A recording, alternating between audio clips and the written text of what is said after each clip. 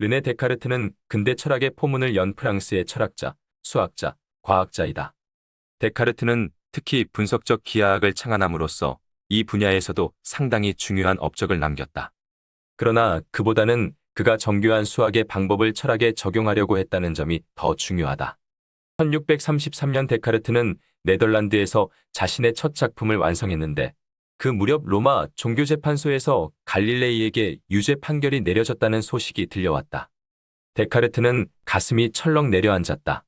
인쇄까지 예정되어 있던 자신의 작품에 갈릴레이의 지동서를 지지하는 내용이 있었기 때문이다. 데카르트는 이 책을 발표할 엄두를 내지 못했을 뿐 아니라 심지어 상당 부분을 폐기해버렸다. 4년 뒤에야 이 책 방법서설 혹시 모를 위험에 대비해 익명으로 발표되었다. 오늘날 이 얇은 책은 수많은 철학 저서들 가운데 가장 유명한 책이 되었고 그 속에 등장하는 나는 생각한다. 고로 나는 존재한다라는 말은 세상을 송두리째 뒤흔들었다. 원래 프랑스어로 쓴 이 문장은 1644년의 라틴어 코기토 에르고 숨으로 옮겨지면서 더욱더 유명해졌다.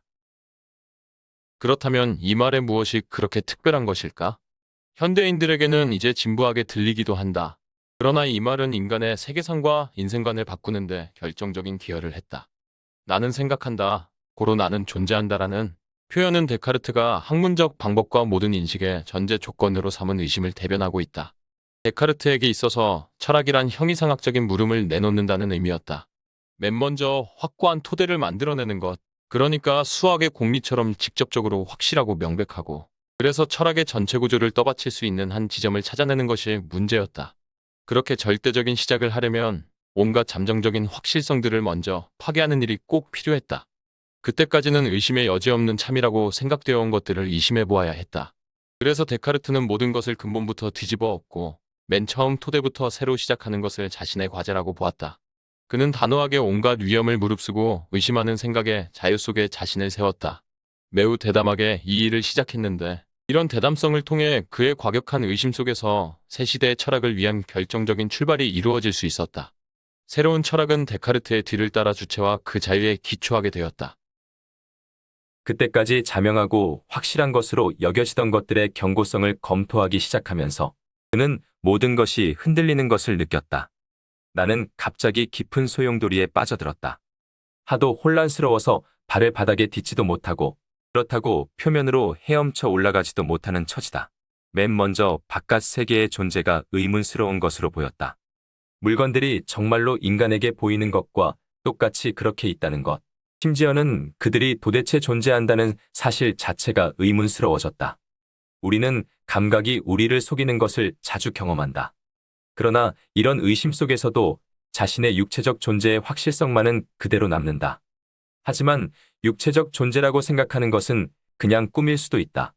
어쩌면 삶 전체가 지속적인 꿈이라는 정신 나간 생각이 참일 수도 있다. 이런 붕괴 속에서도 한 가지 확실성은 남는다. 꿈속에서도 유지되는 없앨 수 없이 참된 것들이 있다.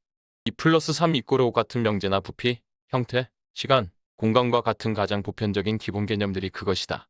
그러나 그가 과격함에 이르자 모든 인식의 바탕이 되어주는 이런 참들도 의심 속에서 그만 무너지고 말았다. 이들이 인간 정신의 구조와 뗄 수 없이 결합되어 있는 것이기는 하다. 그러나 인간은 자기가 가장 확실하다고 여기는 것에 대해서조차 자기 본질의 바탕으로부터 기만당하고 있는 것일 수도 있다. 이렇게 세 가지 단계를 통해 가장 밑바닥 지점에 도달한 의심은 여기서 문제가 되는 것이 무엇인지를 보여준다. 인간이 근본적인 기만 속에 살도록 되어 있다면, 또 데카르트가 하는 것처럼 인간이 신의 피조물이라는 생각에 단단히 매달린다면 그것은 신이 창조할 때 인간을 본질적으로 뒤집어짐과 참되지 않음의 상태 속으로 밀어넣었다는 의미가 된다. 그렇게 되면 신은 신학과 철학이 끊임없이 주장해온 것, 곧 참의 원천이 아니라 기만하는 신, 혹은 심지어는 악의적인 데몬이 되고 만다.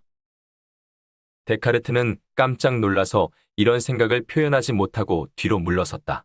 그러나 질문의 방식으로라도 그가 감히 이런 생각을 했다는 사실은 매우 의미 깊은 일이다.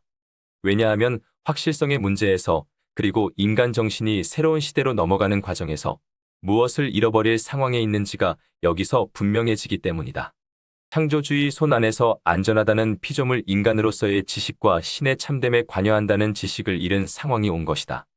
과격한 의심을 통해 이렇게 가장 깊은 확실성의 토대가 흔들린다면 인간이 궁극적인 회의의 밤으로 떨어질 위험성이 나타난다. 의심을 통한 길의 마지막에서 데카르트도 자신이 뚫고 나갈 수 없는 어둠에 휩싸인 것을 보았다. 그는 의심이 의심 자신으로부터 근원적인 확실성을 내놓을 때까지 그 의심을 꼭 붙잡았다. 내가 생각하는 모든 것, 내가 인식한다고 믿는 모든 대상이 의심스러운 것이라 하더라도 이 대상에 대한 나의 생각만은 존재한다. 그럼으로써 이 생각을 가지는 나도 존재한다. 의심조차도, 그리고 바로 그 의심이야말로 내가 여기 있음을 증명한다. 왜냐하면 내가 의심하는 한, 의심하는 사람인 내가 존재하고 있음이 분명하기 때문이다.